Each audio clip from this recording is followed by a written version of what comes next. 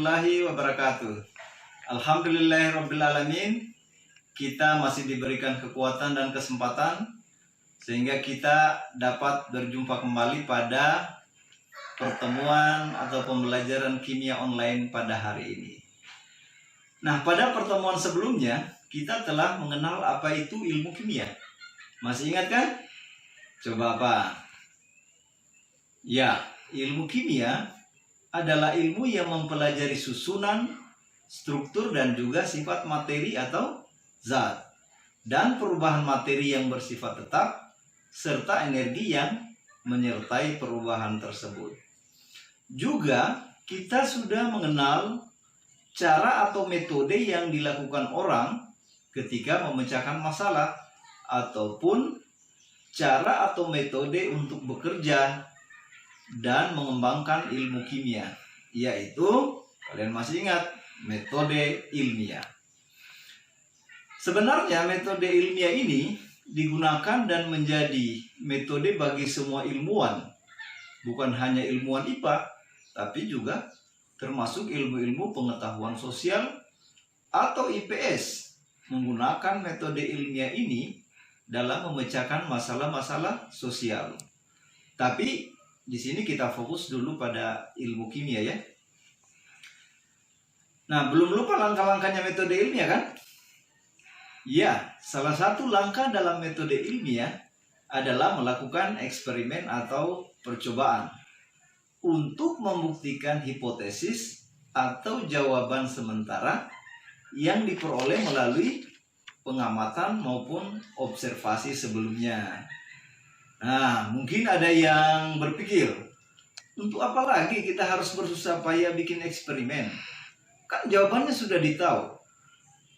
Masih ingat dengan contoh jagung yang dekat kandang sapi kan? Nah, tetapi jawaban sementara atau hipotesis seperti ini itu belum bisa diterima secara ilmiah dan belum bisa dipertanggungjawabkan, dan juga belum bisa dijadikan dasar bagi ilmu pengetahuan. Karena itu harus dibuktikan melalui eksperimen atau percobaan, atau kalau di tingkat SMA seperti kita ini, kegiatan tersebut disebut dengan praktikum. Nah, tempat untuk melakukan eksperimen ini disebut dengan laboratorium.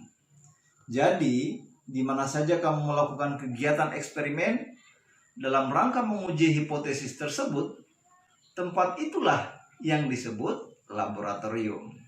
Jadi laboratorium itu bisa di alam, bisa di hutan, bisa di kebun, bisa di dalam ruangan, dan seterusnya. Khususnya dalam ilmu kimia, biasanya kegiatan eksperimen dilakukan di ruangan khusus yang disebut laboratorium kimia. Nah, di dalam laboratorium kimia, di situ terdapat alat-alat dan bahan-bahan kimia yang memerlukan perlakuan khusus. Karena sebagian besar alat dan bahan kimia tersebut bisa mendatangkan bahaya dan resiko kecelakaan jika belum tahu cara menggunakannya secara benar.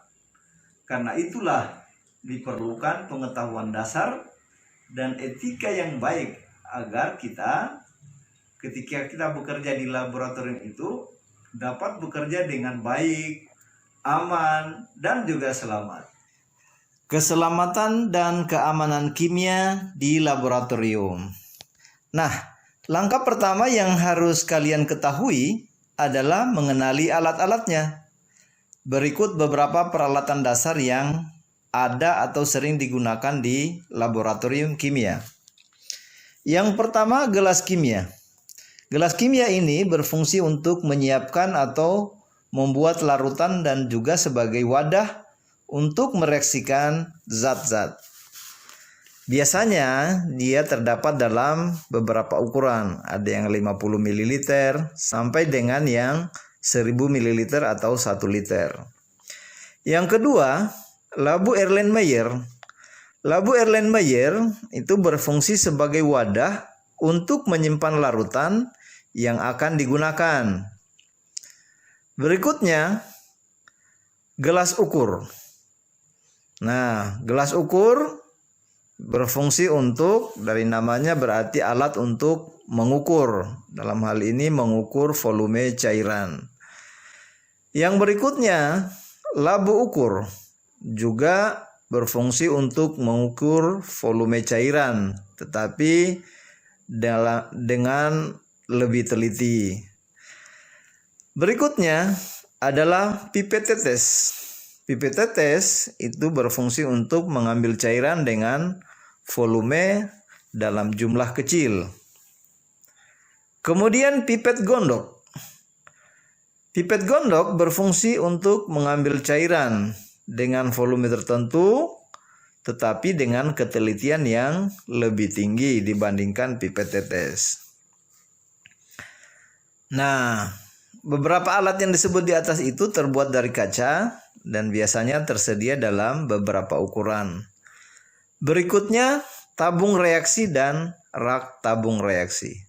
Tabung reaksi berfungsi sebagai tempat mereaksikan zat dalam jumlah sedikit, sedangkan tabung reaksi berfungsi untuk menempatkan tabung reaksi. Berikutnya, penjepit tabung reaksi. Berfungsi untuk menjepit tabung reaksi pada saat dilakukan pemanasan. Kemudian lampu spiritus atau biasa juga disebut dengan lampu bunsen atau pembakar bunsen, yaitu alat untuk pemanas dengan bahan bakar dari spiritus. Kemudian corong. Corong adalah alat bantu untuk menuang cairan, juga sebagai alat untuk menyaring endapan dari cairannya. Kemudian kaki tiga atau tripod. Nah, ini mirip-mirip dengan keperluan kamera kan? Tapi dalam hal ini dia berfungsi sebagai penyangga wadah yang akan dipanaskan di atas lampu spiritus. Selanjutnya botol semprot. Botol semprot ini biasanya berisi aquades atau air yang sudah disuling untuk menyemprot, mencuci alat, dan untuk menambah aquades dalam jumlah sedikit. Kemudian lompang porselin. Nah, berfungsi untuk menumbuk atau menghaluskan zat padat. Nah, lompang porselin ini terbuat dari porselen sehingga tidak boleh ditumbuk dengan keras. Berikutnya neraca Ohaus. Fungsi daripada neraca Ohaus adalah untuk menimbang zat. Dia ini terbuat dari logam dan dapat mengukur berat sampai dengan ketelitian miligram. Kemudian kaca arloji. Fungsinya adalah sebagai tempat zat pada saat penimbangan dengan menggunakan neraca Ohaus. Itulah beberapa atau sebagian alat yang umum digunakan di laboratorium kimia. Selain itu, sebenarnya masih banyak lagi alat-alat yang sering digunakan di laboratorium kimia. Apa kamu tahu atau pernah melihat alat lab kimia yang lain? Kalau belum, kamu bisa cari tahu di internet atau langsung ke lab kimia ya. Selanjutnya, kita juga perlu mengetahui sifat beberapa bahan kimia yang umum terdapat di lab kimia. Pada umumnya atau sebagian besar, bahan kimia di lab atau laboratorium bersifat racun dan membahayakan, sehingga diperlukan pengetahuan dan arahan dari guru ketika menggunakannya. Berikut sifat beberapa bahan kimia yang umum terdapat di lab kimia yang dapat dilihat dari lambangnya. Yang pertama, lambang kayak bom meledak. Nah, itu artinya bahan kimia tersebut bersifat eksplosif atau mudah meledak bila kena panas dan sangat sensitif terhadap goncangan. Contoh, asetilen, amonium nitrat. Kemudian yang kedua, ada api menyala. Itu artinya dia mudah terbakar. Contoh, etil eter, propana, dan seterusnya. Nah, berikutnya lagi, artinya mudah mengoksidasi. Dalam hal ini dia dapat menyebabkan luka bakar pada kulit. Contoh, aseton, asam sulfat, dan seterusnya. Nah, berikutnya lagi, dari kelihatannya, dari lambangnya ini kalian sudah tahu kira-kira apa maksudnya. Iya, betul. Artinya bahan kimia ini beracun atau bersifat toksik. Contoh, merkuri, klorin, dan seterusnya. Kemudian ada lagi lambang seperti ini. Itu artinya bahan tersebut bersifat korosif. Nah, korosif artinya dia bersifat merusak logam dan juga akan merusak jika terkena pada jaringan tubuh. Jadi hati-hati menggunakannya. Contoh, asam astat, aluminium klorida, dan lain-lain. Berikutnya, ya, yang model begini berarti dia menyebabkan iritasi pada kulit dan jaringan tubuh. Tahu kan iritasi? Terkelupas. Ya, contoh amonia, belerang oksida, dan lain-lain. Yang terakhir adalah lambang karsinogenik atau dapat memicu terjadinya sel kanker. Contoh, benzena, asbes, dan lain-lain. Setelah kita mengenal beberapa alat dan sifat bahan kimia, selanjutnya untuk menjaga keselamatan kerja di lab kimia, maka kita juga perlu memperhatikan tata tertib dan juga kehati-hatian dalam bekerja di lab kimia. Berikut beberapa hal yang perlu diperhatikan oleh orang yang ketika bekerja di laboratorium kimia. Yang pertama, sebelum melakukan percobaan atau eksperimen atau praktikum, harus membaca petunjuk praktikum atau merencanakan percobaan yang akan dilakukan sebelum memulai praktikum. Yang kedua, menggunakan peralatan kerja, misalnya kacamata, jas praktikum, masker, sarung tangan, dan seterusnya. Bagi wanita yang berambut pirang, diharuskan mengikat rambutnya. Kemudian yang keempat, tidak boleh sama sekali kita melakukan kegiatan makan ataupun minum di dalam laboratorium, karena dikhawatirkan jangan sampai makanannya itu terkontaminasi oleh racun. Yang kelima, menjaga kebersihan meja praktikum dan lingkungan laboratorium. Keenam, membiasakan mencuci tangan dengan sabun dan air bersih, terutama sehabis praktikum. Yang ketujuh, bila kulit terkena bahan kimia, jangan digaruk atau tidak menyebar. Dan yang kedelapan, jika kita terkena bahan kimia, maka jangan panik, bersikaplah dengan tenang. Jangan panik. Langkah yang harus diambil adalah meminta bantuan guru atau petugas laboratorium atau teman yang ada di dekat.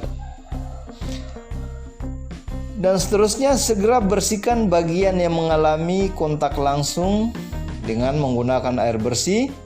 Dan sekali lagi, jangan menggaruk kulit yang terkena bahan kimia. Selanjutnya, kita akan menyimak video sederhana tentang beberapa kegiatan dasar yang dilakukan ketika kita bekerja di laboratorium.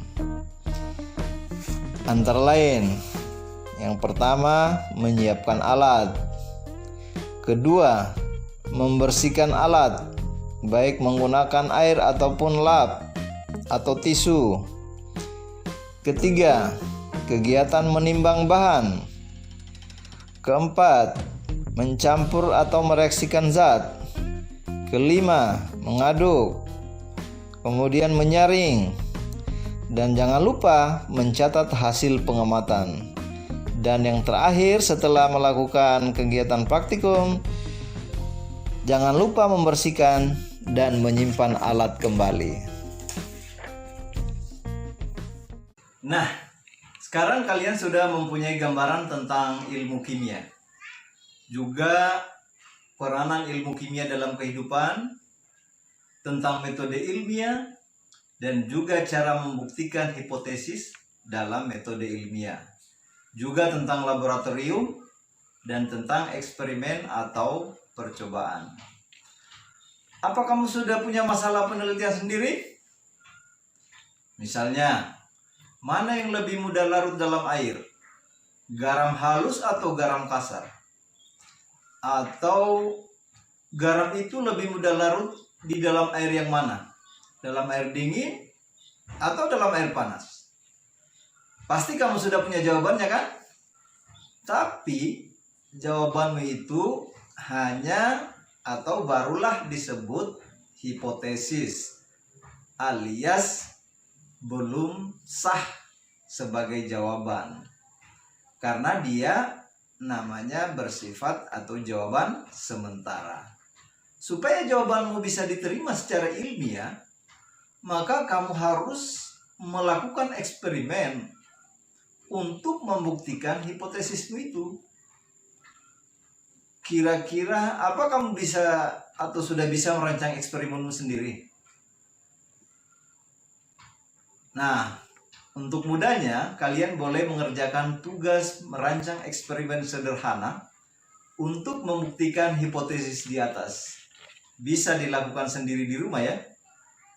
Untuk mudahnya, tugas kalian silakan isi dan ikuti format berikut ini. Yang pertama, judul penelitian. Nah, judul penelitian ini kalian isi sesuai dengan topik percobaannya. Misalnya, tadi masalah di atas, misalnya judulnya, pengaruh besar butir gula terhadap kelarutannya dalam air.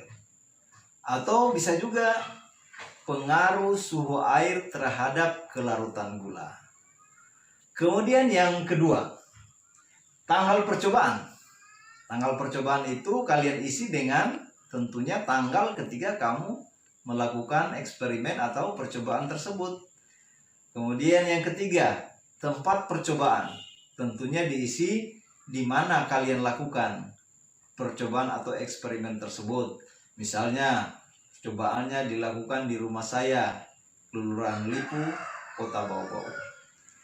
Yang keempat, alat. Nah, tentu kalau kalian melakukan eksperimen tentu ada alat. Nah, karena itu di sini alat itu diisi dengan alat-alat yang kalian gunakan. Misalnya, 1. Gelas 2 buah. 2. Sendok 1 buah. Dan seterusnya. Yang kelima, bahan. Nah, bahan itu tentu diisi dengan bahan yang kamu gunakan ketika kalian melakukan percobaan tersebut. Misalnya, 1. Air 400 ml, air bersih ya. Yang kedua, garam 2 sendok teh atau garam kasar. Ketiga, garam halus, masing-masing 2 sendok teh. Dan seterusnya.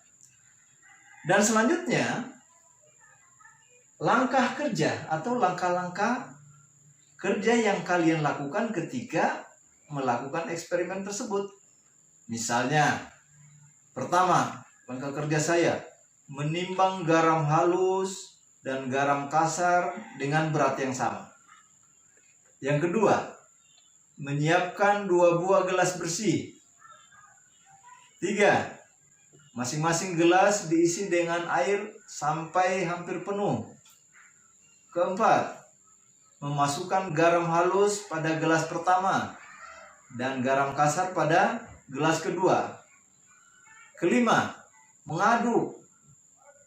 Bukan mengaduk gelasnya, tapi mengaduk garam yang ada di kedua gelas tersebut. Keenam, mencatat hasil pengamatan. Jangan lupa ini harus dicatat hasil pengamatannya. Kemudian itu tadi langkah-langkah kerjanya. Yang ketujuh adalah hasil pengamatan. Nah, hasil pengamatan ini kita isi dengan hasil daripada pengamatan kita ketika kita melakukan eksperimen tadi. Itu tadi sudah di atas ya kan? Misalnya hasil pengamatannya, garam di gelas pertama lebih cepat larut dibandingkan garam di gelas kedua, dan seterusnya. Yang terakhir, dalam melakukan eksperimen ini tentu adalah menarik kesimpulan. Nah, tetapi kesimpulannya harus berdasarkan hasil pengamatan. Misalnya, kesimpulan yang diambil, garam lebih mudah larut jika butirannya semakin kecil. Atau mungkin kalian gunakan bahasa lainnya seperti itu ya. Nah, tugas ini kalian kerjakan ya, tapi jangan dulu dikumpul sekarang, nanti pada saat mau ulangan sebagai tugas portofolio. Makanya setelah nanti dikerjakan disimpan baik-baik. Nah, jika kalian belum terlalu paham dengan materi-materi di atas, kalian boleh mengulangi video ini, maksudnya diputar ulang, atau juga membacanya di buku paket kimia kelas 10. Atau kalian bisa cari melalui sumber-sumber lain yang banyak terdapat di internet. Yang penting kalian harus tetap semangat belajar, ya kan? Nah, untuk pertemuan kita hari ini kita cukup sampai di sini. Sampai jumpa. Assalamualaikum warahmatullahi wabarakatuh.